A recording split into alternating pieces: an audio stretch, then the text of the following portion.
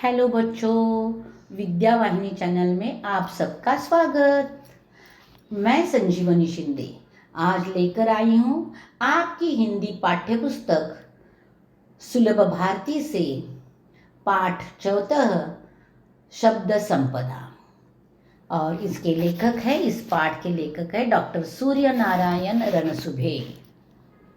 हम पहले लेखक की थोड़ी जानकारी लेंगे और आगे बढ़ेंगे।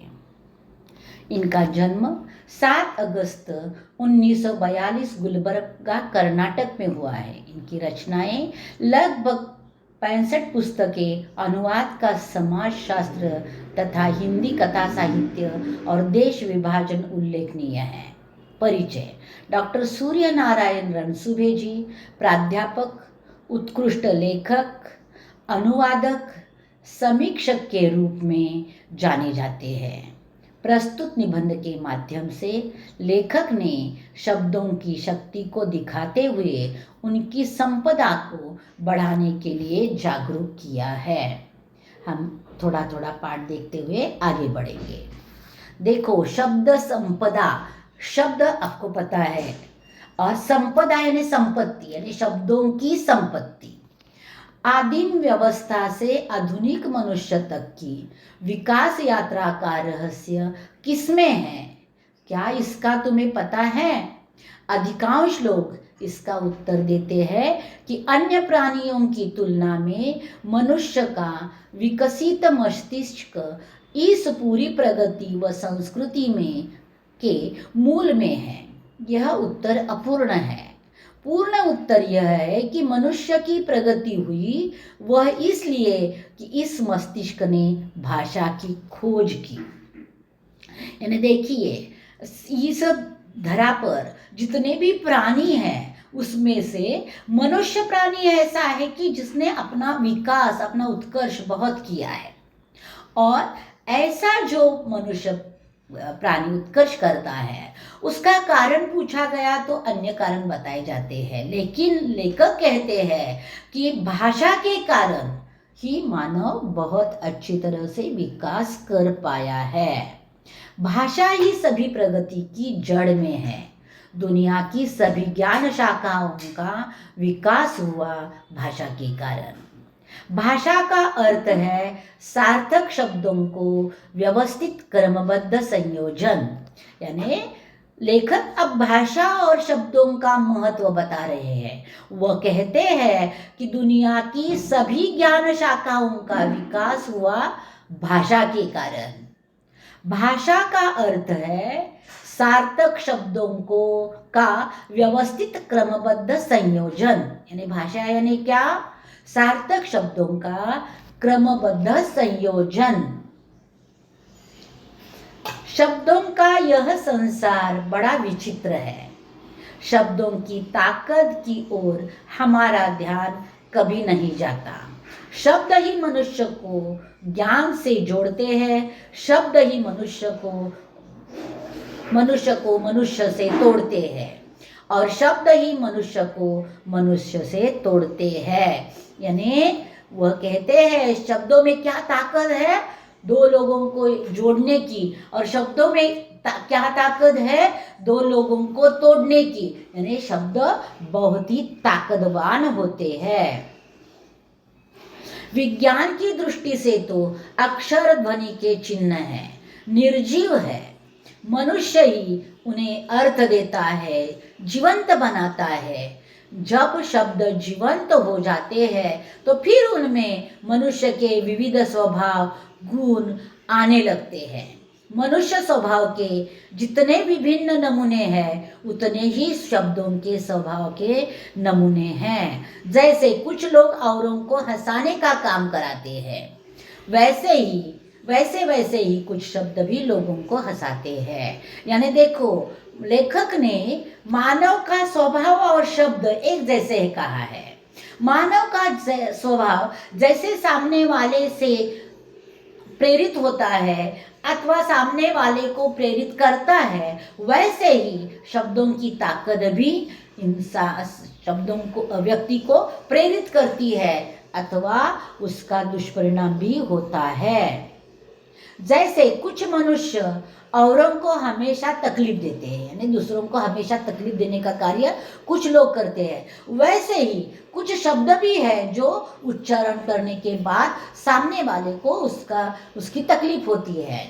शब्दों के उच्चारण मात्र से सामने वाला व्यक्ति व्यथित हो जाता है, तकलीफ में आता है।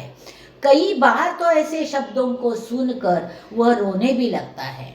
कुछ लोग बड़े प्रिय होते हैं, वैसे ही कुछ शब्द भी बहुत प्रिय होते हैं। यानी जैसे तो लेखक ने पूरा मानव के साथ शब्दों का नाता जोड़ा है। लोग कुछ प्रिय होने वाले होते हैं, शब्द भी वैसे होते हैं। वैसे ही कुछ शब्द बहुत प्रिय होते हैं, उन्हें बार बार सुनने की, गुनगुनाने की इच्छा होती है। वैसे एक और कुछ शब्द धोखा देने वाले होते हैं, कुछ निरर्थक होते हैं, तो दूसरी ओर कुछ शब्द बहुत सज्जन, सात्विक, सभ्य और सुसंस्कृत होते हैं। तो शब्दों की विशेषता है कि शब्द सज्जन होते हैं, सात्विक होते हैं, सभ्य होते हैं और सुसंस्कृत भी होते हैं। कुछ शब्द निष्क्रिय बना देते हैं कि कुछ मत करो, जो भाग्य में है वह तो मिल ही जाएगा, लेकिन ऐसा नहीं होता। मेहनत से ही मानव को सब कुछ मिलता है, नहीं है तो नहीं मिलेगा। न्यूटन ने कहा है कि किसी भी काम में सफलता के लिए 90% परिश्रम की और 5% बुद्धि की और 5% संयोग की जरूरत होती है। और बच्चों, यह याद रखना हमेशा, जीवन में आसानी से कुछ भी नहीं मिलता। 90% तुम परिश्रम करोगे और अपनी बुद्धि 5% लगाओगे और साथ साथ संयोग 5% होगा, तो तुम कार्य में सफल हो जाते हो। परंतु याद रखें, किसी भी काम को पूर्णत्व देने के लिए 90% कठोर परिश्रम की जरूरत होती है। ऐसे ही शब्द जो हमें निष्क्रिय करते हैं, उन्हें हमें अपने जीवन व्यवहार से बाहर करना चाहिए। निष्क्रिय शब्दों को निकालना चाहिए। कुछ भाषाओं के शब्द किसी भी अन्य भाषा से मित्रता कर लेते हैं और उन्हीं में से एक बन जाते हैं। जैसे आपके मित्रों में से कुछ ऐसे हैं जो सबसे घुल मिल सकते हैं, कुछ ऐसे होते हैं कि वे औरों से मिल नहीं पाते हैं। तो हमारी हिंदी भाषा एक ऐसी भाषा है जिसमें अनेक भाषाओं के शब्द आए हैं और हिंदी ने उन्हें अपना लिया है।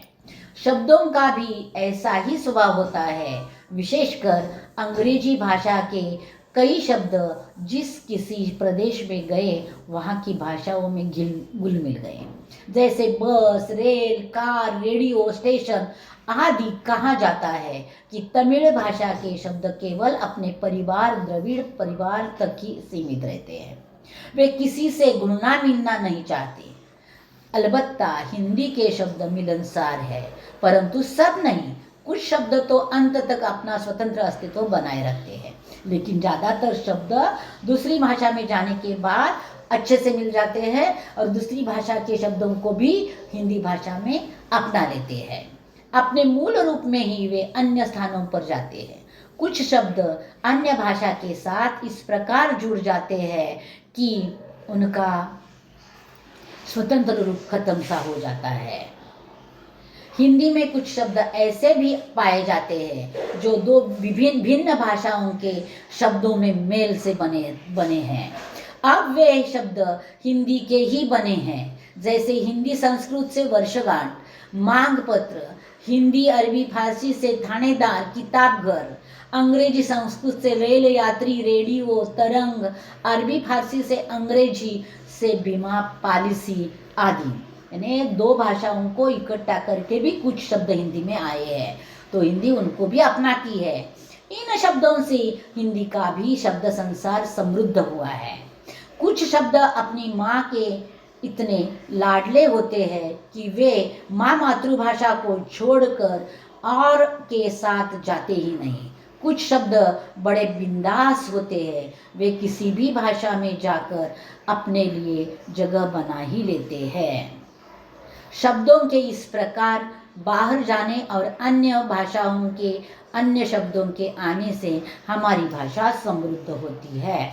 यानी अपनी भाषा के शब्द दूसरी भाषा में जाते हैं, दूसरी भाषा के शब्द अपनी भाषा में आने के बाद उसे अपना लिया जाता है, तो भाषा समृद्ध हो जाती है। विशेषता वे शब्द जिनके लिए हमारे पास प्रतिशब्द नहीं होते, ऐसे हजारों शब्द जो अंग्रेजी, पुर्तगाली, अरबी, फारसी से आए हैं, उन्हें आने दीजिए। जैसे brush, rail, pencil, radio, car, scooter, station आदि शब्द इनके लिए प्रतिशब्द है, लेकिन यह शब्द उपयोग में लाना हमारे लिए आसान है, इसके लिए हम इन्हीं शब्दों का प्रयोग करते हैं। परंतु जिन शब्दों के लिए हमारे पास सुंदर शब्द है, उनके लिए अन्य भाषाओं के शब्दों का उपयोग नहीं होना चाहिए। हमारे पास माँ के लिए, पिता के लिए सुंदर शब्द है, जैसे माई, अम्मा, बाबा, अक्का, अन्ना, दादा, बापू आदि।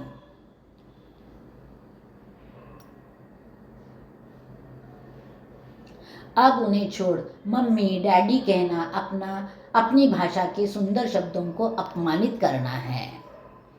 हमारे मुख से उच्चारित शब्द हमारे चरित्र, बुद्धिमत्ता, समझ और संस्कारों को दर्शाते हैं। इसीलिए शब्दों के उच्चारण के पूर्व हमें सोचना चाहिए। ये बात सही है, हम कैसे बोलते हैं, क्या बोलते हैं, इसके ऊपर हमारे संस्कार दिखाई देते हैं। इसके लिए बोलने से पहले थोड़ा सोचना चाहिए। कम से कम शब्दों में अर्थपूर्ण बोलना और लिखना एक कला है। कम से कम शब्दों में बोलना और कम से कम शब्दों में लिखना यह कला है, और यह इस कला में सबको निपुण होना है। जो कम से कम शब्दों में बोलता है अथवा छोटी बात को बड़ी भी कर सकता है, वही अच्छी तरह से भाषा सीख पाया है, ऐसा कहा जाता है। यह कला विविध पुस्तकों के वाचन से, परिश्रम से साध्य हो सकती है। मात्र एक गलत शब्द के उच्चारण से वर्षों की दोस्ती में दरार पड़ सकती है। यानी गलत शब्दों का उच्चारण नहीं होना चाहिए। अब किस समय, किसके सामने, किस प्रकार के शब्दों का प्रयोग करना चाहिए, इसे अनुभव, मार्गदर्शन, वाचन और संस्कारों द्वारा ही सीखा जा सकता है। यानी किसके सामने कैसा बोले, कैसा उच्चारण करे, कितनी ऊंची आवाज में बोले, कितनी नम्र आवाज में बोले, यह सब हमारे मार्गदर्शन, वाचन और संस्कार द्वारा ही सीखा जा सकता है। सुंदर, उपयुक्त और अर्थमय शब्दों से जो वाक्य परीक्षा में लिखे जाते हैं, उस कारण ही अच्छी श्रेणी प्राप्त होती है। यानी अच्छे अच्छे शब्दों का इस्तेमाल कर हम अगर परीक्षा में लिखते गए तो हमें अच्छे अंकों की प्राप्ति होती है। अनाप शनाप शब्दों का प्रयोग हमें हानिकारक होता है, यानी बुरे शब्दों का प्रयोग बुरा ही होता है। प्रत्येक व्यक्ति के पास स्वयं ही शब्द संपदा होती है।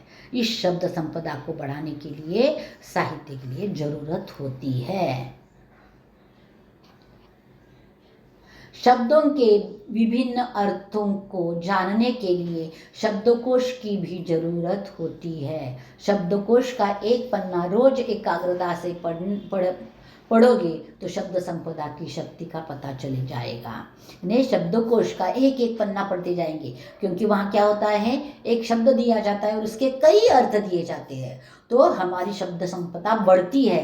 तो शब्द संपदा बढ़ाने के लिए क्या करना चाहिए, शब्दकोश का एक एक पन्ना पढ़ना चाहिए। तो अब तय करो कि अपनी शब्द संपदा बढ़ानी है।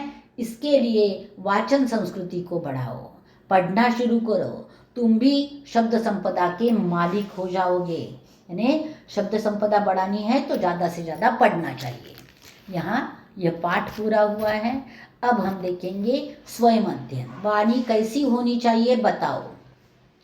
मधुर होनी चाहिए, मन लुभाने वाली होनी चाहिए, धीमी होनी चाहिए, स्पष्ट होनी चाहिए और मिलनसार होनी चाहिए। अब मुहावरे। दरार पड़ना, दूरी बढ़ना।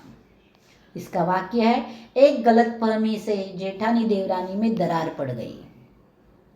अनाप शनाप बोलना, निरर्थक बातें करना। रमेश और गणेश सहपाठी होते हुए भी रमेश गणेश के बारे में अनाप शनाप बोल रहा था। 3-4 वाक्यों में उत्तर लिखो। प्रश्न है, भाषा का क्या अर्थ है, इसके कारण क्या हुआ। भाषा का अर्थ है सार्थक शब्दों का व्यवस्थित क्रमबद्ध संयोजन। भाषा की सभी प्रगति की जड़ है।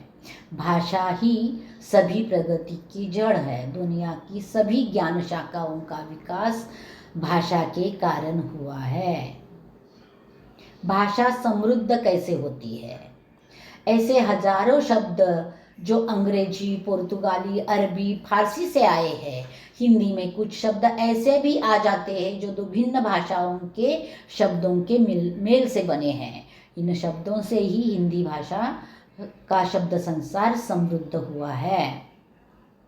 शब्दों के बारे में लेखक के विचार बताओ। शब्दों का यह संसार बड़ा विचित्र है। शब्दों की ताकत की ओर हमारा ध्यान कभी नहीं जाता। शब्द ही मनुष्य को ज्ञान से जोड़ते हैं। शब्द ही मनुष्य को मनुष्य से जोड़ते हैं और शब्द ही मनुष्य को मनुष्य से तोड़ते हैं। कुछ निरर्थक होते हैं तो दूसरी ओर कुछ शब्द बहुत सज्जन, सात्विक, सभ्य और सुसंस्कृत होते हैं। वाचन संस्कृति बढ़ाने से होने वाले लाभ लिखो। कम से कम शब्दों में अर्थपूर्ण बोलना और लिखना एक कला है।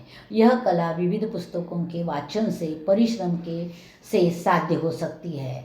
अब किसी समय किसके सामने किस प्रकार के शब्दों का प्रयोग करना चाहिए, इसे अनुभव, मार्गदर्शन, वाचन और संस्कार द्वारा ही सीखा जा सकता है।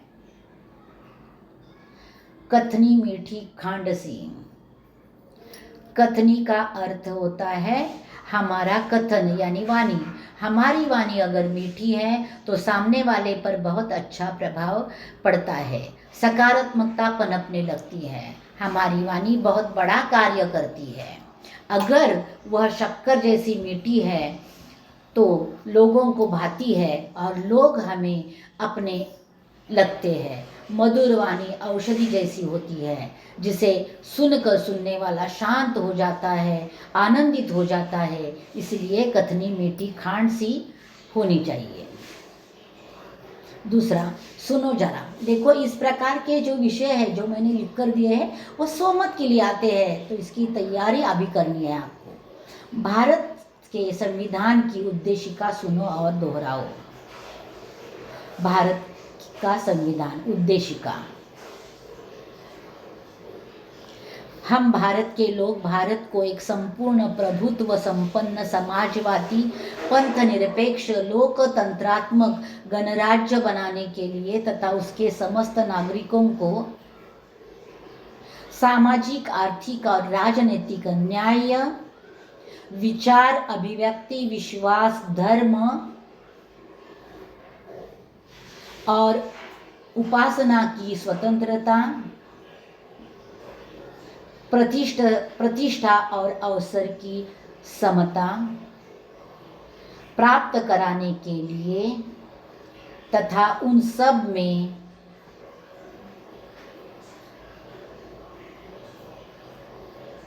व्यक्ति की गरिमा और राष्ट्र की एकता और अखंडता सुनिश्चित कराने वाली बंधुता बढ़ाने के लिए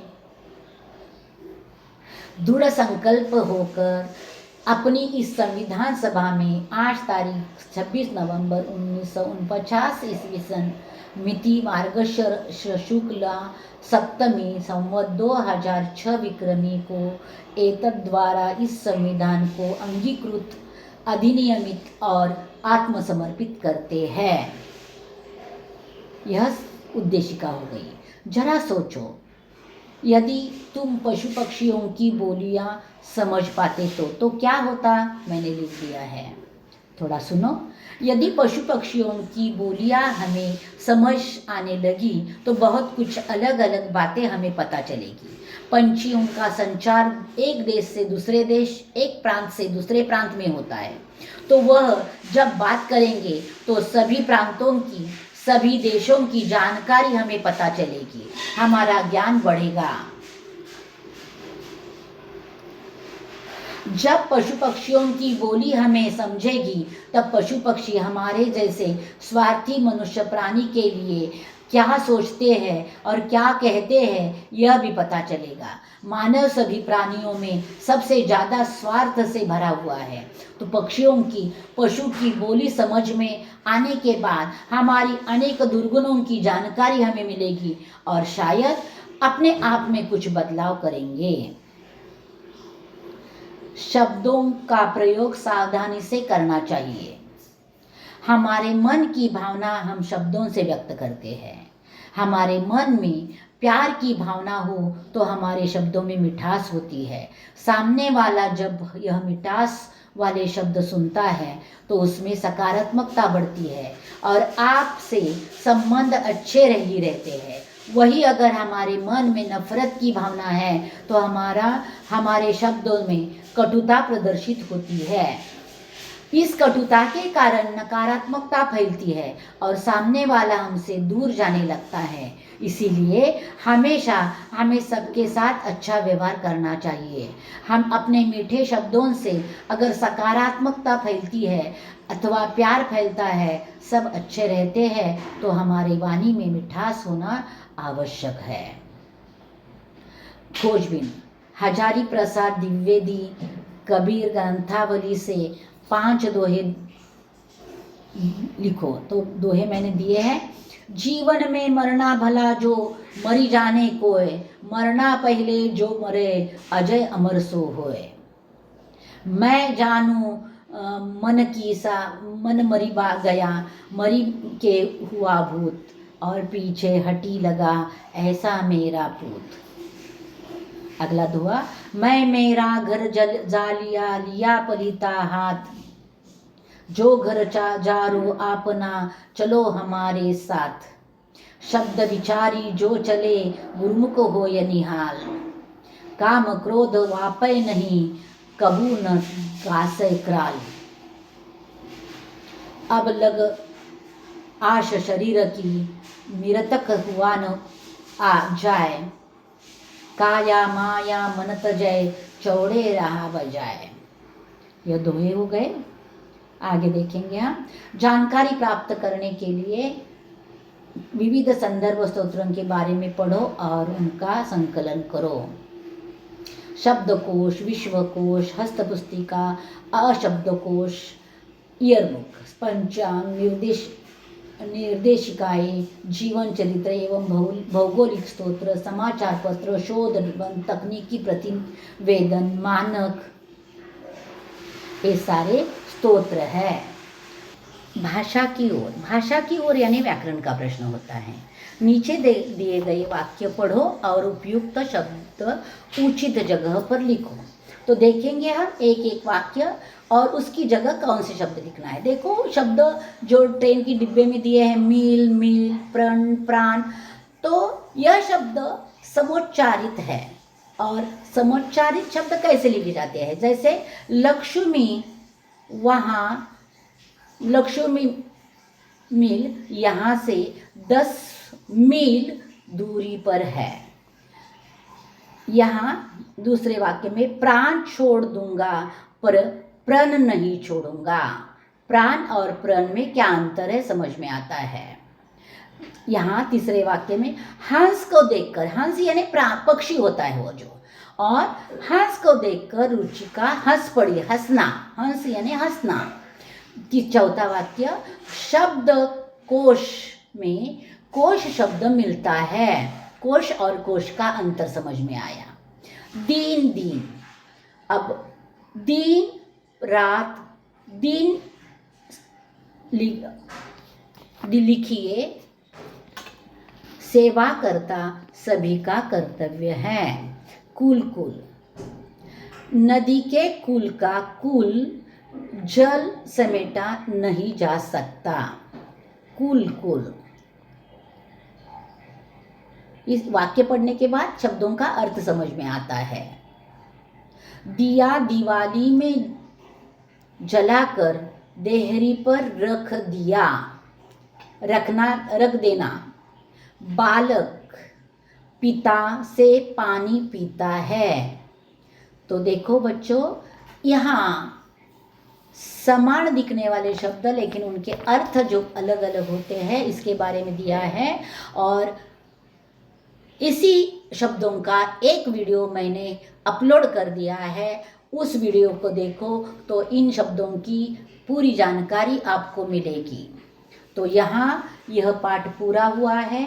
पाठ का सब कार्य मैंने दिया है। अब आया मैंने समझा। मैं कभी देती नहीं, क्योंकि इस पाठ को पढ़ने के बाद आपने क्या समझा यह आपको 3-4 वाक्यों में लिखना है, उतना आप कर दो। यहाँ यह पाठ पूरा हुआ है। जल्द ही अगला पाठ लेकर मैं आऊँगी, तब तक इंतज़ार में रहना। धन्यवाद बच्चों।